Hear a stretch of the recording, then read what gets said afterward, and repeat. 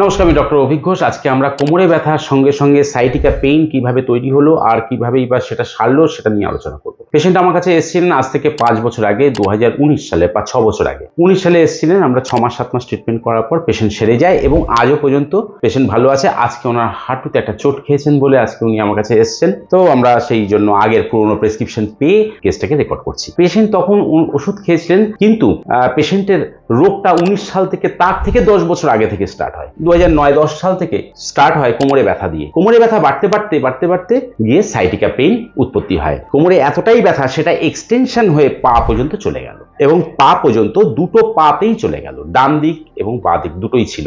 এখন কোমরে ব্যথা পেছন দিক দিয়ে যদি বাঁ দিক বা ডান দিক দিয়ে থাইয়ের পেছন থেকে কাফ মাসেল হয়ে গোড়ালি পর্যন্ত ব্যথা নামছে, ওপর থেকে নিচ পর্যন্ত ব্যথা যেতে পারে, আবার নিচ থেকে ব্যথা ওপরের দিকেও উঠতে পারে, আবার ডান দিকেও হতে পারে, বাঁ দিকেও হতে পারে। তাই এই টোটাল ব্যথাটা অ্যালং উইথ দ্য সাইটিকা নার্ভের যে সাপ্লাই আছে সেই মতো করে ব্যথাটা ছড়াচ্ছে এবং যত বেশি কোমরে ব্যথা বেশি তত বেশি সাইটিকা পেইন। এইখানটায় ফার্স্টে ব্যথাটা বেশি ছিল, ঠিক কোমরের এই জায়গাটায় L3, L4, L5, S1 এই অঞ্চলটায় ব্যথাটা বেশি ছিল, মাঝখানটায়। তারপর দীর্ঘদিন যেতে যেতে ব্যথা পুষে রাখতে রাখতে সেখান থেকে ব্যথাটা ছড়িয়ে যায় 2 পাশ পর্যন্ত পুরো এরিয়াটায়।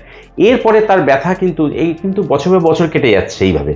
এরপরে ব্যথাটা কিন্তু এইখান থেকে সাইটিকা নার্ভ ধরে নিচ দিয়ে পেছন দিকে গেল, আবার এখান থেকে সাইটিকা নার্ভ ধরে নিচ থেকে পেছন পর্যন্ত চলে গেল, পুরো পায়ের গোড়ালি পর্যন্ত চলে আসছিল বা কাফ মাসেল পার করে যাচ্ছিল। তো সেই অবস্থায় পেশেন্ট আমার কাছে আসেন। এবার আমি শুনে নিই উনি আমার কাছে কি অবস্থায় এসেছিলেন, কিভাবে ব্যথা স্টার্ট হলো আর কতদিন ওষুধ খাওয়ার পর কিভাবে সারলো বলুন। আমার তো প্রথমে এমন ব্যথাই ছিল যে আমি উঠতে, পায়খানা বাথরুম কোনো কিছুই করতে পারতাম না। সবসময় একটা জ্বালা যন্ত্রণা ভাব ছিল, এত ব্যথা যন্ত্রণা করতো। এখান থেকে অনেক ডাক্তার দেখছি কিন্তু আমার কোনো ওষুধে কোনো কাজ হয়নি। একদিন সাথে বেশি ব্যথা হতো, তারপরে এখান থেকে ওষুধ নিয়ে ওষুধ খেতাম আর গরম সেক করতাম। এনার যখন ফার্স্টে ব্যথা নিয়ে উনি আসলেন, সাইটিকা পেনের সঙ্গে কোমরে ব্যথা একসঙ্গে উনি যখন নিয়ে আসলেন, তখন আমাদের দেখতে হবে যে কোমরে ব্যথা এবং সাইটিকা পেনের কোন কোন মেডিসিনগুলো আছে। কিন্তু তার মধ্যে সব থেকে বেশি ফোকাস হবে যেটা কিনা সাইটিকা পেনকে রিমুভ করে। তার কারণ উৎপত্তি স্থল থেকে ব্যথা এক্সটেনশন হয়েছে, আগে এক্সটেনশনটাকে কমানো সেটাই বেটার হবে, তারপরে কোমরে ব্যথার উপর বেশি করে ফোকাস করা যেতে পারে এবং সেটাই করা হয়েছিল। ফার্স্টেই আমরা সাইটিকা পেনের উপর ওষুধ দিয়েছিলাম, ন্যাফালিয়াম। সেই ওষুধে কিন্তু সাইটিকা পেনটাকে কন্ট্রোল করে এবং সেটা বেশ কিছুদিন চলার পরে আমরা তখন দেখলাম যে সাইটিকা পেনটা কন্ট্রোল হয়ে গেছে। তখন আমরা ওষুধ দিলাম কোমরের উপরে, কোমরের ব্যাপারে ফোকাস করলাম। তখন ওখানে যে মেডিসিন আছে সেটা হচ্ছে নাক্সভম দিয়ে, এবং পরে একটু কস্টিকামও আমরা দিতে পেরেছি। সেইভাবে আমরা কোমরে ব্যথাটাকে কন্ট্রোল করতে পেরেছিলাম এবং সেটাও মাস 3 খাওয়ার পরে আস্তে আস্তে কোমরের ব্যথাটা চলে যায়।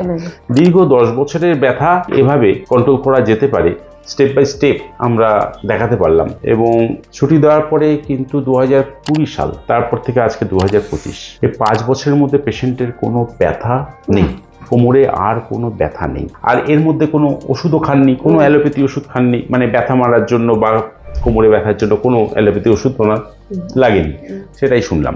আবার বয়স যেহেতু বাড়ছে সেহেতু কখনো না কখনো কোমরে ব্যথা ফিরত আসতে পারে, আশা করি আসবে না। কেননা আমি এখন যে পরিমাণে জার্নি করি সেই বাড়ি থেকে আর এই কাজের জায়গা পর্যন্ত, তাইলে ফিরে আসলে এতদিনের ভিতরে চলে আসতো। আপনি অনেক কষ্ট করেন। হ্যাঁ, সকাল আমি রাত 4টের থেকে রাত 1টা পর্যন্ত কাজ করতেই থাকি। আগে এই ব্যথা যখন ছিল তখন আমি বাড়ি রেস্টে থাকতাম বললেই চলে, কেননা বাড়ির থেকে বেরোতাম না, তখন সংসার নিয়েই ব্যস্ত থাকতাম যেটুকু।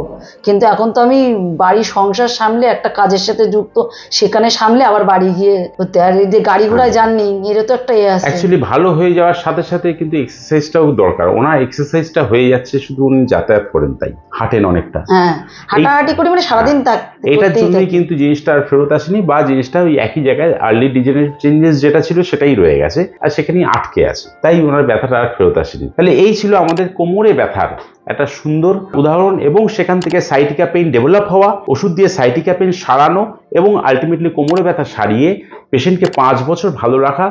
আজও তিনি ভালো আছেন। হোমিওপ্যাথি ওষুধে এরকম ভালো ভালো ওষুধ রয়েছে যেগুলো কোমরে ব্যথা সাইটিকা পেনের উপর খুব সুন্দর কাজ করে, সেটাই দেখানো ছিল। নমস্কার, ভালো থাকবেন।